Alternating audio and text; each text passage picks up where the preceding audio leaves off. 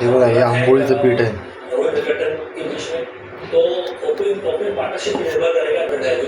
3 वाटी तांदूळ, 1 वाटी उडीद आणि जरा अर्धी वाटा पोहा आहे ना,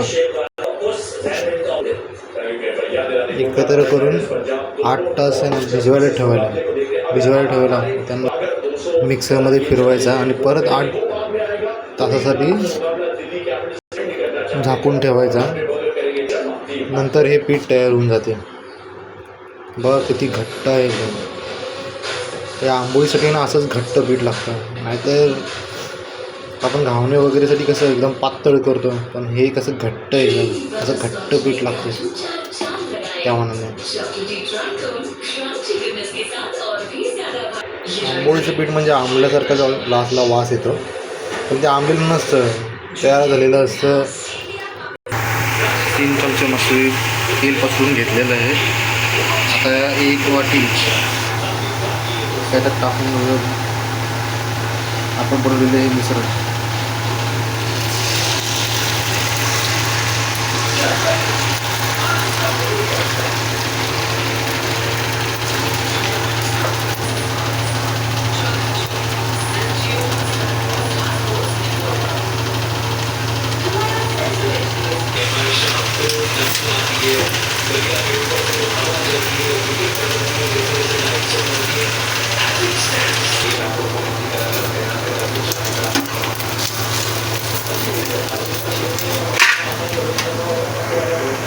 एक आंबोळी झालेली आहे आपली. आता दुसरी आंबोळी टाकायला घेतो. आंबोळीचं एक कमी तेल लागतं, घावण्याला खूप लागतं, म्हणून आंबोळीला खूप कमी लागतं. आता मी टाकलं पण 1 चमचावर टाकलं. दुसरी आंबोळी करायला घेऊया. दुसरं टाकलेलं आहे बघा. गॅस जरा वाढवतो.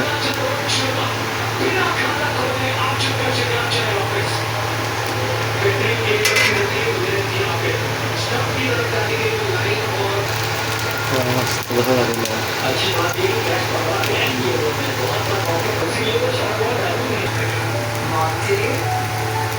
तिसरी पोळी.